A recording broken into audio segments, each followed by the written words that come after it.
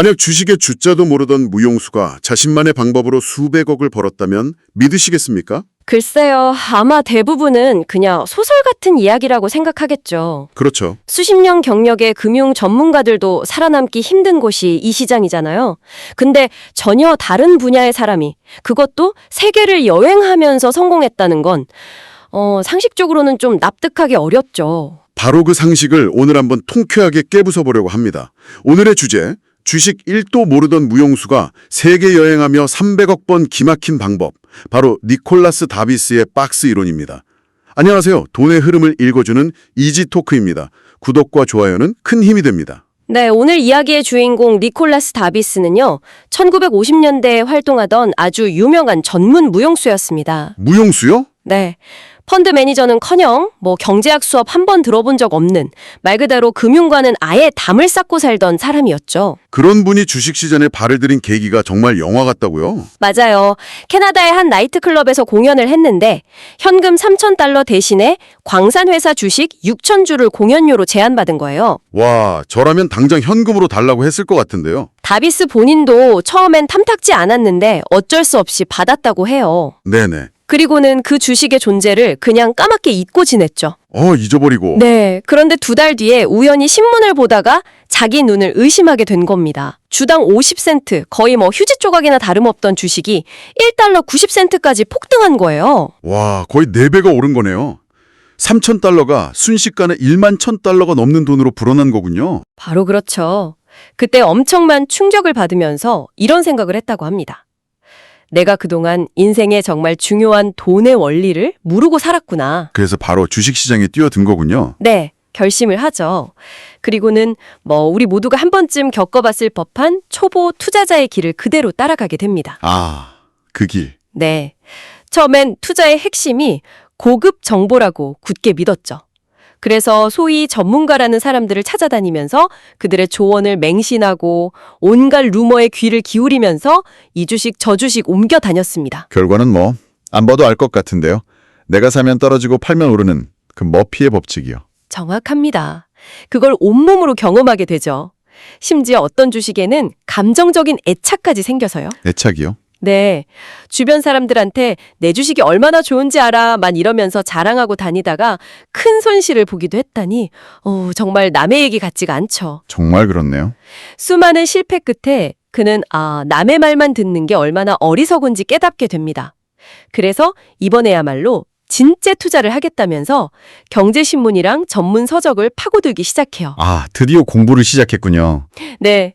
그리고 마침내 워런 버핏으로 대표되는 그 투자의 정석이라 불리는 가치 투자에서 해답을 찾았다고 확신하게 됩니다. 아, 드디어 우리가 아는 그 정석이 나오네요. 재무제표 철저히 분석하고 기업의 내재가치 계산해서 저평가된 우량주 사서 묵혀두는 방식. 그야말로 과학적이고 합리적인 투자법의 대명사 아닙니까? 이 방법이라면 성공했어야 맞는 건데요. 그렇죠. 그도 그렇게 생각했습니다. 수개월 동안 수백 개 기업의 보고서를 연구하면서 자신만의 완벽한 투자 기준을 세웠고요. 그리고 마침내 모든 지표가 완벽한 자기가 분석하기에 주당 75달러의 가치가 있는 한 종목을 발견하고 신용대출까지 받아서 전 재산을 투자합니다. 전 재산을요? 네, 이건 투기가 아니라 과학이다 라고 외치면서요. 하지만 시장은 그의 과학을 비웃기라도 하도 움직였죠? 네, 정확합니다. 그 완벽한 주식의 주가는 끝없이 곤두박질 쳤고요. 결국 그는 44달러의 모든 주식을 눈물을 흘리면서 팔아야 했습니다. 여기서 다비스는 정말 뼈아픈 그리고 아주 중요한 깨달음을 얻게 됩니다. 자기가 밤새 계산한 그 75달러의 가치라는 건 시장에서는 아무런 의미가 없었다는 거. 그냥 자기 혼자만의 숫자 노름이었다는 거죠. 와... 그리고 이런 결론에 도달합니다. 주식의 진짜 가치는 현재 시장에서 거래되는 시세, 바로 그 자체다. 와, 이건 우리가 상식처럼 여겼던 가치 투자의 근간을 완전히 흔드는 말이네요. 좋은 기업을 싸게 사면 언젠가는 오른다는 그 믿음이 완전히 박살이 난 순간이군요. 맞습니다. 시장의 수요가 공급이 만들어내는 현재 가격이야말로 유일한 진실이라는 걸 전 재산을 날릴 뻔한 경험을 통해 배운 거죠. 바로 그 지점에서 그의 역발상이 시작된 거군요. 네, 모든 것을 잃을 뻔한 그는 이제 마지막 지푸라기라도 잡는 심정으로 정말 아무런 정보도 없이 그저 차트상 오름세라는 이유 하나만으로 한 주식을 삽니다. 그냥 오르고 있으니까. 네, 딱 그 이유 하나였어요. 그런데 믿을 수 없는 일이 벌어지죠. 오, 이 투자가 성공하면서 잃었던 돈의 절반을 회복한 겁니다. 그러니까 복잡한 재무제표가 아니라 그냥 가격의 움직임 자체가 자신을 구원했다는 걸 깨달은 거군요. 바로 그 경험이 그의 투자 인생을 180도 바꿔놓습니다. 기본적 분석책들을 모두 던져버리고 오직 주가의 움직임, 즉 기술적 분석의 모든 것을 걸기로 하죠. 차트 분석이요? 네, 매일 저녁 공연이 끝나면 몇 시간씩 시세표랑 차트를 연구했어요. 그러다 마침내 한 가지 패턴을 발견하게 됩니다. 그게 바로 그 유명한 박스 이론이군요. 맞습니다. 그는 주가가 영원히 오르거나 내리기만 하는 게 아니라 어떤 일정한 가격의 틀 안에서 오르내리기를 반복한다는 사실을 발견하고 이 틀을 박스라고 불렀습니다. 박스요? 네, 이론의 핵심 원리는 아주 단순 명쾌해요. 주가가 예를 들어 40달러에서 50달러 사이의 박스 안에서 이렇게 움직이다가 거래량이 터지면서 박스의 천장인 50달러를 강하게 뚫고 올라갈 때 아, 그 순간. 네, 바로 그때가 새로운 상승 추세의 시작이라고 보고 매수하는 겁니다. 잠시만요. 제가 자료에서 좀 흥미롭게 본 부분이 있는데요. 다비스는 박스 안에서 안정적으로 이렇게 횡보하는 종목이 아니라 오히려 위아래로 활발하게 요동치는 변동성이 큰 종목을 선호했다고요. 오, 아주 날카로운 지적이십니다. 이건 보통 위험하니까 피하라고 배우는 것과 정반대잖아요. 바로 그 점이 다비스의 독창적인 부분이죠.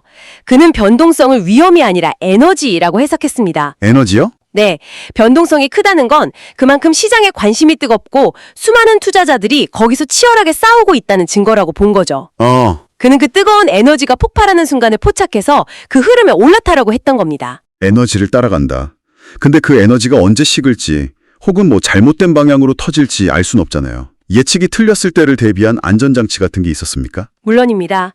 과거의 실패를 통해서 그는 자기 예측이 언제든 틀릴 수 있다는 걸 뼈저리게 알고 있었죠. 그래서 두 가지 강력한 원칙을 세웁니다. 첫째는 기계적인 손절매입니다. 손절매? 네. 주가가 박스를 뚫고 올라갈 걸로 예상하고 샀는데 예측이 틀려서 정해놓은 가격 밑으로 떨어진다. 그럼 아무런 감정이나 미련 없이 즉시 매도하는 겁니다. 기계적인 손절이라. 이게 말이 쉽지. 저라면 아마 팔고 나서 다시 오를까봐 밤잠 설쳤을 것 같아요. 자신의 판단이 틀렸다는 걸 인정하고 손실을 확정하는 건 정말 인간의 본성을 거스르는 일인 것 같아요. 여러분은 손절 원칙 잘 지키고 계신가요? 댓글로 경험 좀 공유해 주세요. 그렇죠. 그래서 두 번째 원칙이 더 중요합니다. 바로 수익은 길게, 손실은 짧게. 아, 손익비. 네. 이익이 나고 있는 주식은 작은 흔들림에 섣불리 팔지 않고 상승 추세를 최대한 따라가되 손실이 나는 주식은 즉시 잘라내는 거죠. 이렇게 해서 단 한 번의 큰 수익이 여러 번의 작은 손실을 모두 덮고도 남게 만드는 철저히 수학적인 구조를 설계한 겁니다. 알겠습니다. 그럼 다비스는 이때부터 차트만 보고 거래하는 완벽한 기술적 분석가, 소위 말하는 차티스트가 된 거군요. 그렇게 보일 수 있지만 그게 이야기의 끝이 아니었습니다. 아, 또 있나요? 네. 그는 약세장을 겪으면서 자신의 전략을 완성할 마지막 퍼즐 조각을 발견하게 되거든요. 시장 전체가 막 폭락하는 와중에도 유독 하락을 거부하고 굳건히 버티는 종목들을 발견한 거죠. 아, 그 종목들에 뭔가 특별한 공통점이 있었겠네요. 단순히 차트 모양만으로는 설명할 수 없는. 정확합니다. 면밀히 살펴보니까 그 종목들은 불황 속에서도 수익이 급격히 증가하는 등 기업의 기초 체력, 즉 펀더멘털이 아주 튼튼하다는 공통점이 있었습니다. 펀더멘털이요? 네. 근데 여기서 그가 찾은 펀더멘털은 전통적인 가치 투자자들이 보던 그런 저평가 지표가 아니었어요. 저평가 지표가 아니라면 구체적으로 어떤 걸 본 거죠? 폭발적인 성장의 증거였습니다. 성장. 네. 예를 들어서 시장의 칸도를 뒤흔들 만한 신기술이나 독점적인 제품, 혹은 전년 대비 2배, 3배씩 뛰는 경이로운 분기별 수익 성장률 같은 것들이었죠. 아, 주가 상승에 기름을 부을 진짜 연료가 있는지 확인했던 거군요. 바로 그겁니다. 아, 이제야 모든 그림이 맞춰지네요. 이게 바로 그가 스스로를 기술적 펀더멘털리스트라고 부른 이유군요. 먼저 기술적 분석으로 시장의 에너지를 포착하고 그 다음 기본적 분석으로 그 에너지의 진짜 이유, 그 근본적인 연료를 확인하는 완벽한 2단계 필터링 시스템을 구축한 거네요. 네, 바로 그거죠. 다비스의 최종 결론은 에너지를 먼저 찾고 이유를 나중에 검증하라는 것이었습니다. 시장의 폭발적인 관심, 즉 거래량과 박스 돌파라는 에너지를 먼저 포착한 뒤에 그 관심이 정당한지 냉철하게 필터링하는 시스템이었죠. 정말 놀라운 건 이 모든 걸 전업 투자자가 아니라 세계를 여행하는 무용수 생활을 하면서 저녁에 잠깐씩 전보로 시세를 확인하는 것만으로 해냈다는 사실입니다. 이 방법으로 50만 달러라는 거금을 번 다비스에게 이제 더 이상 적은 없어 보이는데요. 자신만의 완벽한 시스템을 구축했으니까요. 하지만 가장 위험한 적이 찾아옵니다. 시장도 다른 투자자도 아닌 바로 자기 자신. 자만심. 네, 그는 나는 이제 주가를 느낄 수 있다는 거대한 착각에 빠졌습니다. 더 큰 돈을 벌기 위해 아예 월스트리트로 들어가서 시장과 가장 가까운 곳에서 거래를 시작했죠. 그 조일정이 그를 파멸직적으로 몰고 갔군요. 네, 시장의 중심에 들어가니까 온갖 소음과 전문가들의 루머가 그의 귀를 파고들었습니다. 그는 지난 6년간 피땀 흘려 만든 자신만의 원칙, 고립과 시스템을 모두 내팽개치고 다시 초보 투자자처럼 감정과 루머에 휘둘리기 시작했습니다. 결과는 처참했겠네요. 순식간에 10만 달러를 잃고 나서야 그는 처절하게 깨닫습니다. 자신의 가장 큰 적은 외부 정보, 즉 나의 귀가 적이었다는 사실을요. 나의 귀가 적이었더라. 시장과 가까울수록 오히려 냉정한 판단력이 흐려진다는 걸 깨닫고 다시 월스트리트를 떠납니다. 그리고 어떤 경제 논평도 읽지 않겠다는 불변의 원칙을 세우죠. 결국 그는 다시 홍자가 되어서 오직 자신만의 시스템과 원칙에 따라 냉정하게 거래를 재개했고 마침내 250만 달러라는 엄청난 부를 쌓으며 월스트리트의 전설이 됩니다. 니콜라스 데비스의 이야기는 우리가 가진 많은 투자 상식을 뒤집어 놓습니다. 단순히 좋은 회사를 싸게 사는 것만이 정답이 아니며 때로는 시장의 목소리가 기업의 재무제표보다 더 정확할 수 있다는 걸 보여주죠. 정리하자면 다비스의 이야기는 우리에게 이런 질문을 던지는 것 같아요. 이 회사는 좋은 회사인가? 라고 묻기 전에 지금 시장의 돈과 에너지는 어디로 흐르고 있는가를 먼저 파악하고 그 다음에 왜 그곳으로 흐르는가를 검증하라는 거죠. 그리고 그 모든 과정에서 가장 경계해야 할 것은 바로 자기 자신의 감정과 귀라는 사실을요. 물론 그의 방식은 추세를 제대로 탔을 때 큰 수익을 낼 수 있지만 추세를 잘못 읽었을 경우 위험할 수 있다는 비판도 분명 존재합니다. 철저한 손절 원칙이라는 안전벨트 없이는 순식간에 큰 손실로 이어질 수 있는 뭐랄까 양날의 검과 같죠. 오늘 이야기에 동의하시나요? 아니면 너무 위험한 투기적 방법이라고 생각하시나요? 여러분의 다양한 의견을 댓글로 들려주세요. 치열한 토론 환영합니다. 오늘 이야기가 여러분의 투자 여정에 새로운 관점을 더하는 지도가 되었기를 바랍니다. 그럼 오늘도 여러분의 성공적인 투자를 기원하면서 저희는 더 날카로운 주제를 가지고 다시 찾아뵙겠습니다. 이지토키였습니다.